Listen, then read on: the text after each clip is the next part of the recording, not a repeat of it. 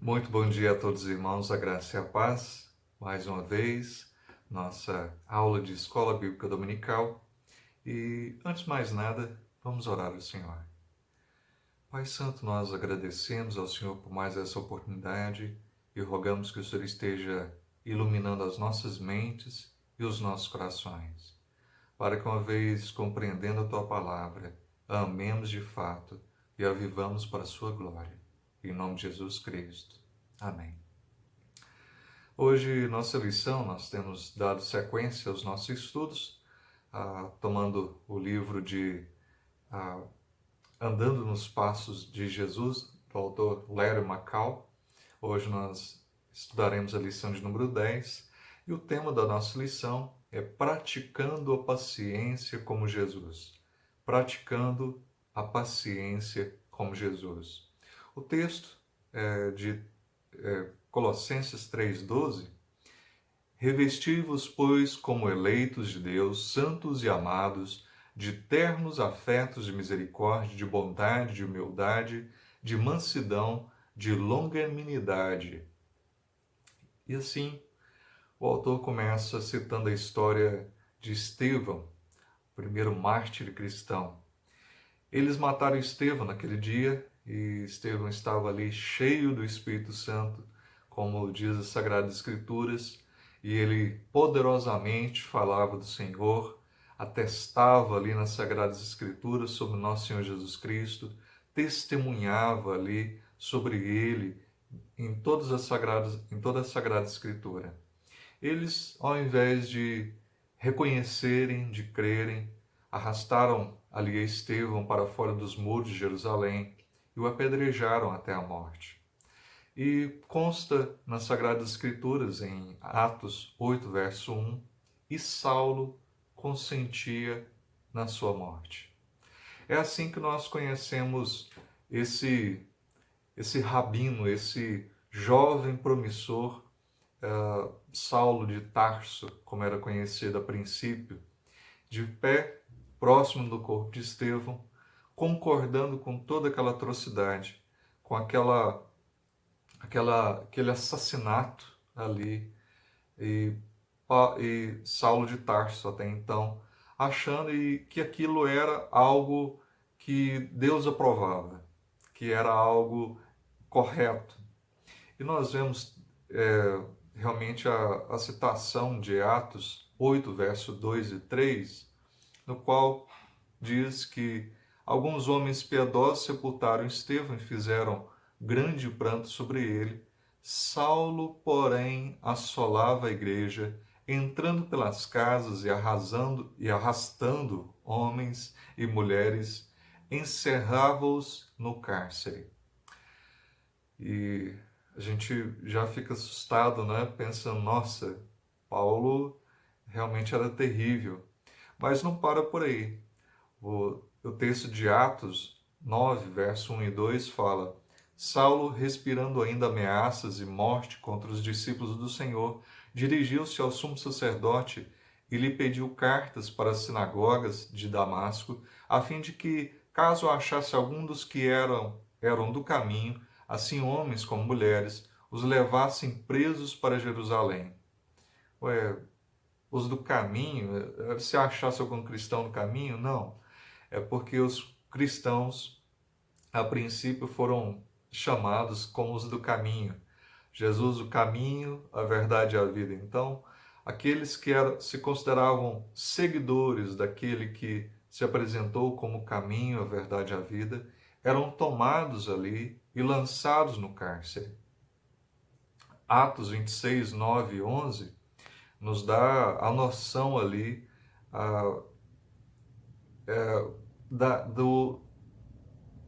do intenso ânimo contra o cristianismo que Paulo ali então evidenciava. Atos 26, 9 e 11.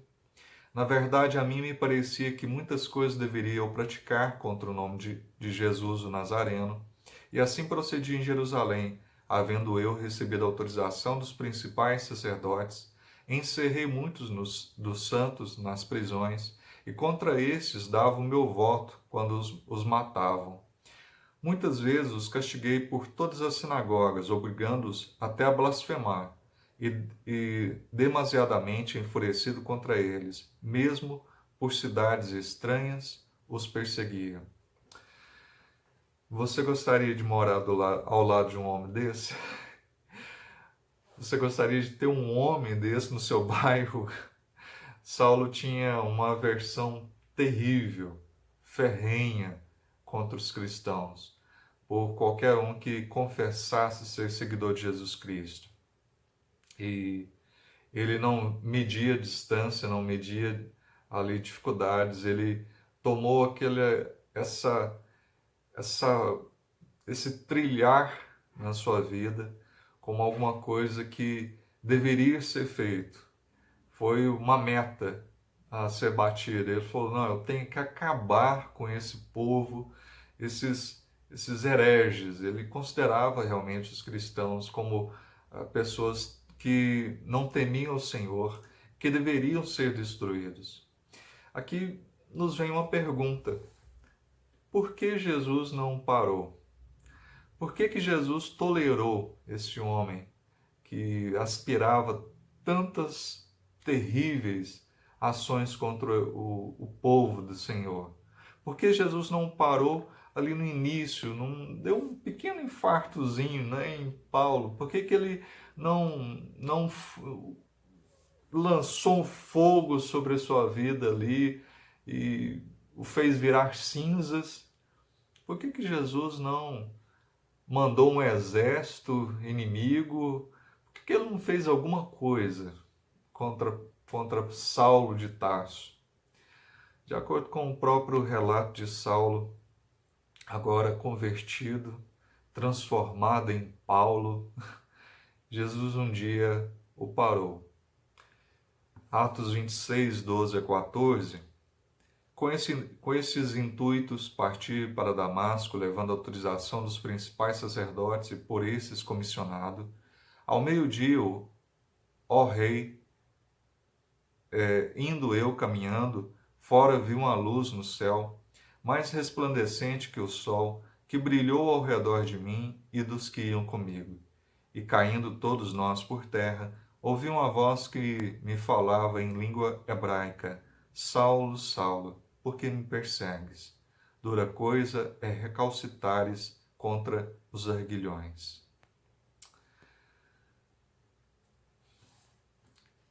Ao invés do Senhor destruir esse homem obcecado, esse homem que aspirava ali ódio pelos cristãos, o Senhor fez algo diferente.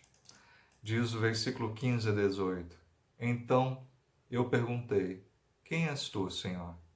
Ao que o Senhor respondeu: eu sou Jesus a quem tu persegues.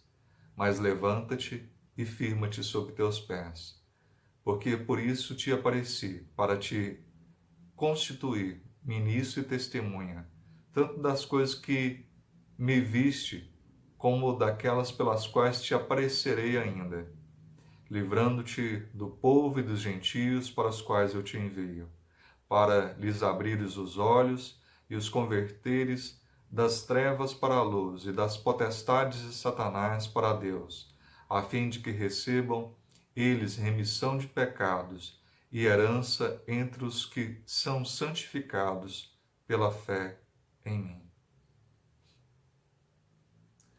Que coisa esplêndida, né? O Senhor que nós esperaríamos que fulminasse a Saulo, o salva. Deve ter sido a mesma impressão de Jonas, né? Quando esperava que os ninivitas fossem fulminados, quando sentando ali em cima do morro, esperou que o Senhor destruísse as cidades, aquela cidade. Nós também esperamos muitas coisas, mas o Senhor é Deus. E o Senhor nos ensina algo bem diferente a nós, seus filhos. Não a ira desmedida contra as pessoas, mas Ele nos ensina algo bem diferente. A resposta de Paulo a essa pergunta que nós poderíamos nos perguntar, né? Por que não destruiu Paulo? Paulo diz em 1 Timóteo 1, 15 a 16, fiel é a palavra e digna de toda aceitação que Jesus Cristo veio ao mundo para salvar os pecadores, dos quais eu sou o principal. Mas por essa mesma razão me foi concedida misericórdia, para que em mim, o principal, evidenciasse Jesus Cristo, a sua completa longanimidade, e servisse eu de modelo para quantos hão de crer nele para a vida eterna. Deus teve paciência. Deus teve uma enorme paciência. 2 vezes nesse mesmo parágrafo, a Timóteo, Paulo referiu-se a si mesmo como o principal dos pecadores. E alguém poderia falar, não, Paulo está sendo humilde, né, com a sua pessoa, está demonstrando humildade, mas como nós já vimos, era uma pessoa que realmente, verificando sua vida antes da conversão, ele era uma pessoa muito, muito terrível. Mas, contudo, realmente nós deveríamos levar em consideração as palavras de Paulo, até quando ele cita em 1 Timóteo 1,13, que a sua vida antes da sua conversão, ele era blasfemo, perseguidor e insolente. Paulo não era boa coisa de forma alguma, mas Paulo realmente era culpado de blasfemar contra o Senhor Jesus, de perseguir aos servos do Senhor, comprados com o sangue do Senhor Jesus Cristo, e ele cometia grandes e graves atrocidades, violência contra os filhos do Deus Altíssimo. E Paulo, por certo, deve ter pensado muitas vezes naquilo que havia cometido, nesses males que havia feito. Há tantos ali que tomou e lançou no cárcere. Contudo, Jesus trata esse homem blasfemo, esse homem violento, esse homem impiedoso, de uma forma totalmente diferente. Transbordou, porém, a graça do nosso Senhor com a fé e o amor que há em Cristo Jesus. Na realidade, naquele dia, o sol ali, o Senhor apareceu como aquele sol não para fulminar, mas para aquele homem que ficou cego, passou então a ver. E viu com o coração, viu com a fé, que aquele a quem perseguia na verdade era o Salvador, era o Cristo. E depois foi recobrada sua visão física também, e passou ali em testemunhar então, que era cego, mas então agora via. Que era um homem realmente que havia uma cegueira profunda e por isso perseguia o Senhor e a todos aqueles que testemunhavam sobre ele, mas que agora dava visão, dava luz, iluminava os olhos, os corações através do Espírito Santo, de suas pregações, a tantos quanto estavam também longe do Senhor. Surpreendentemente, Jesus não somente salvou esse homem, não levou ali a uma vida nos seus caminhos, não só o tirou do inferno, mas também o transformou num homem útil ali à sua seara. Colocou como missionário. Então, por que Jesus fez isso? Porque ele mostrou misericórdia e graça a esse principal dos pecadores. Ele tinha uma razão, e essa razão não estava focalizada em Paulo, estava focalizada na própria pessoa do Senhor.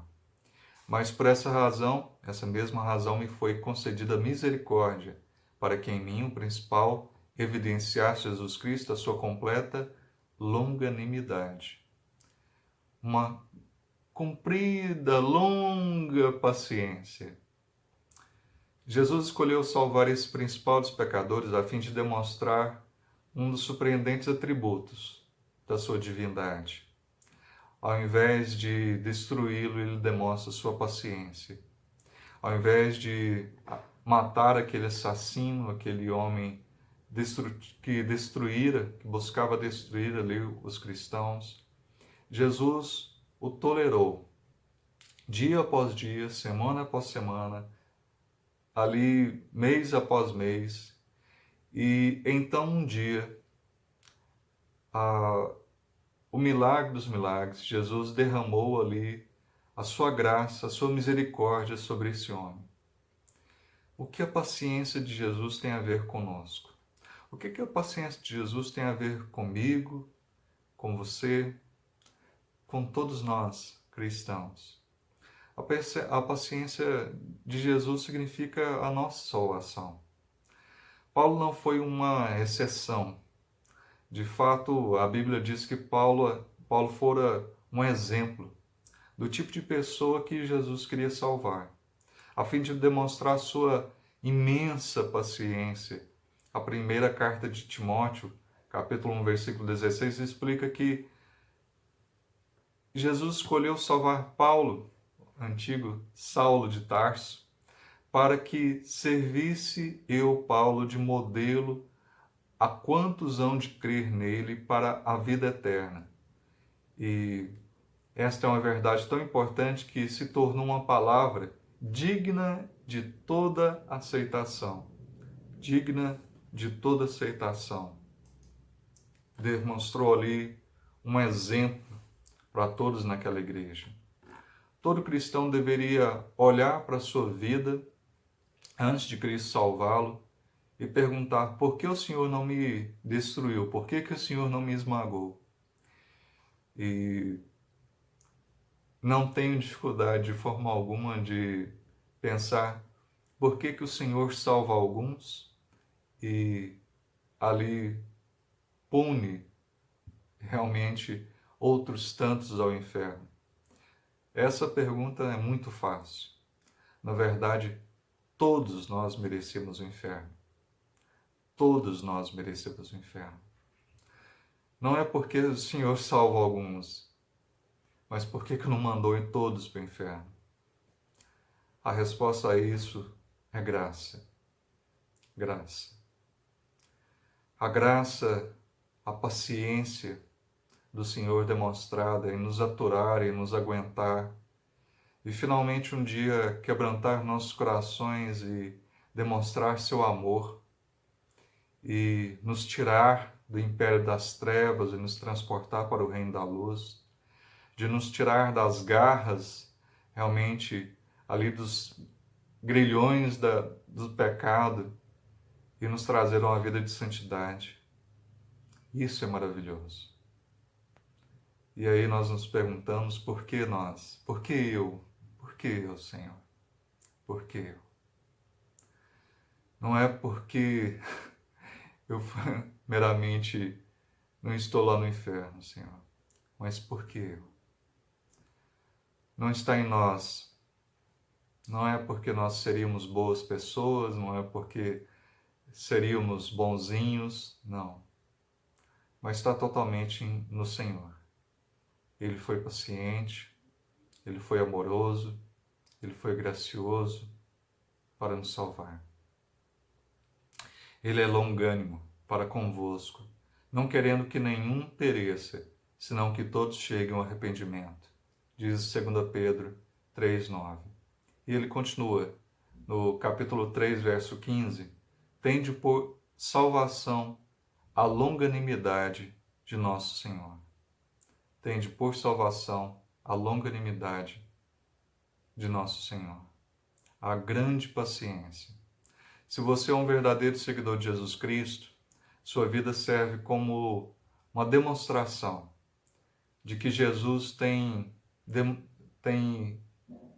testificado o seu próprio caráter através da paciência. Que nós estejamos testificando isso, a paciência.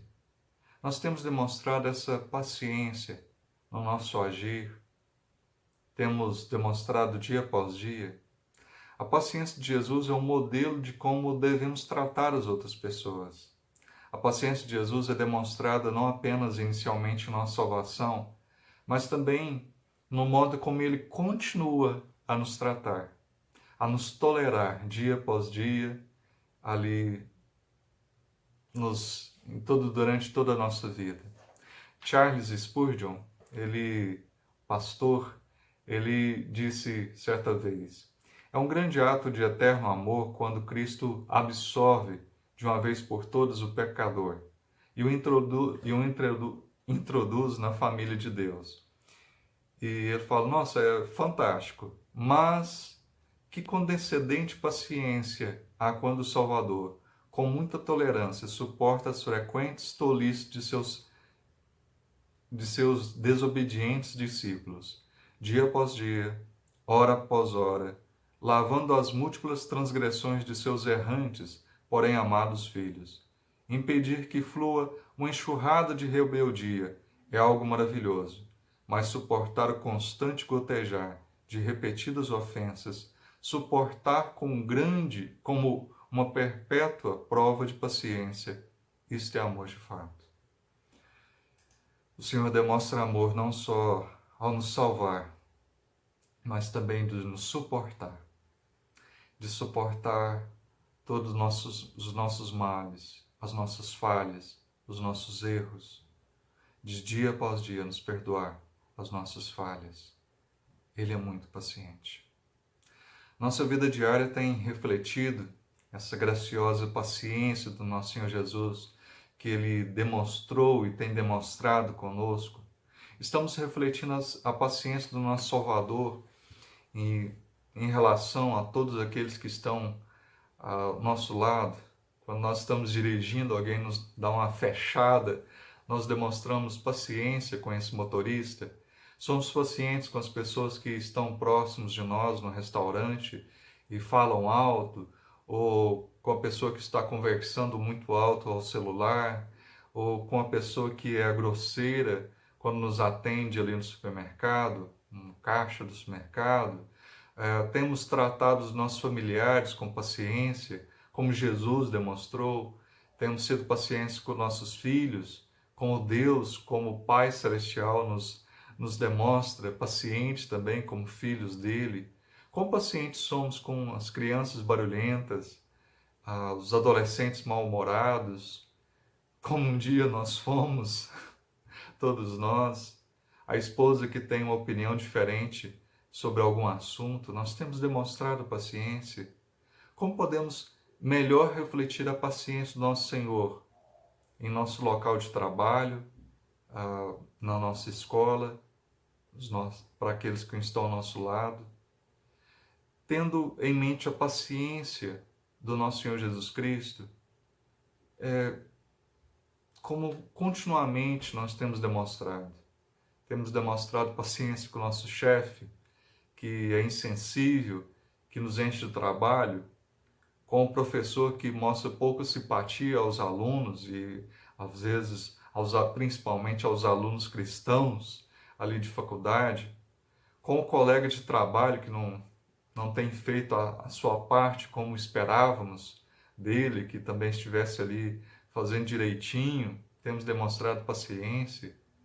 Quão pacientes somos com os nossos irmãos da igreja, como temos demonstrado paciência de Jesus com aqueles que falam na classe de aula, ou nos nossos grupos de estudos.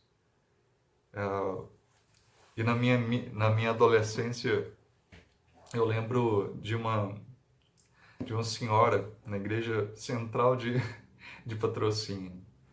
E nós tínhamos ali as nossas reuniões de oração.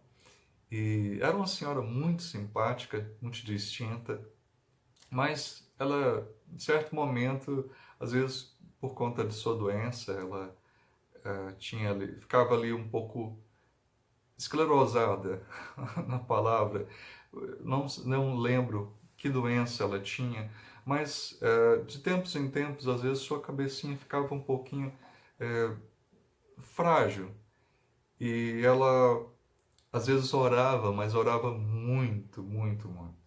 E ela começava às vezes orando: Ah, Senhor, abençoa o presidente, e aí ia pelos deputados, os senadores, os governadores, os prefeitos, ia falando cada um, abençoa, Senhor, e pedia pelas igrejas, ia pedindo, ah, Senhor, abençoa fulano, que é irmão de ciclano. Aí a palavra, às vezes parava, pera aí, ele não é irmão de ciclano, ele é primo de ciclano. E continuava orando. E suas orações eram muito longas.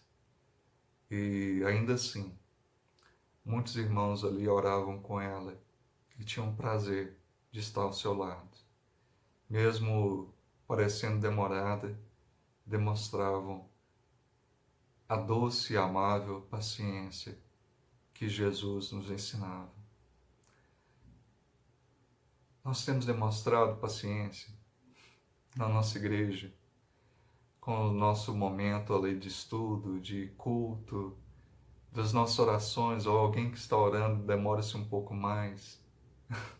Nós já temos olhado no relógio. Deus demonstrou paciência conosco, enorme, e tem demonstrado paciência conosco. Quanta paciência o Senhor demonstrou. Quão pacientes somos até mesmo com nosso Senhor. Nossa vida de oração demonstra uma paciência confiante. Temos demonstrado essa paciência perante nosso Senhor, quando temos rogado a Ele dia após dia, semana a semana, mês a mês, ano a ano, por algum assunto.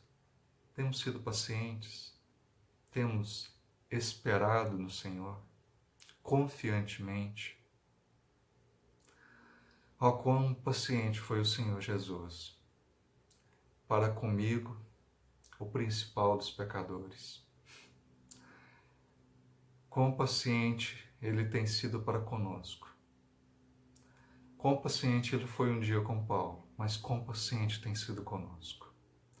Que sejamos um reflexo desmedido da paciência do Senhor Jesus. Efésios 4, 1 e 2, rogo-vos, pois eu, prisioneiro no Senhor, que andeis de modo digno da vossa vocação, a que fostes chamados, com toda a humildade e mansidão, com longanimidade, suportando-vos uns aos outros em amor. A palavra de Deus, uma ordem para nós, que nos suportemos com amor, com paciência, que perseverantes estejamos dia após dia, andando dignos da nossa vocação, como fomos um dia chamados, que estejamos agindo em conformidade àquilo que o nosso Senhor demonstrou e tem demonstrado para com as nossas vidas. Que oremos. Amado Senhor, não podemos compreender como o Senhor pode ser tão paciente conosco. Temos te ignorado, desobedecido e não temos priorizado o Senhor em nossas vidas. Graças te damos por não nos tratar como merecemos por conta dos nossos pecados, mas tem demonstrado paciência salvadora.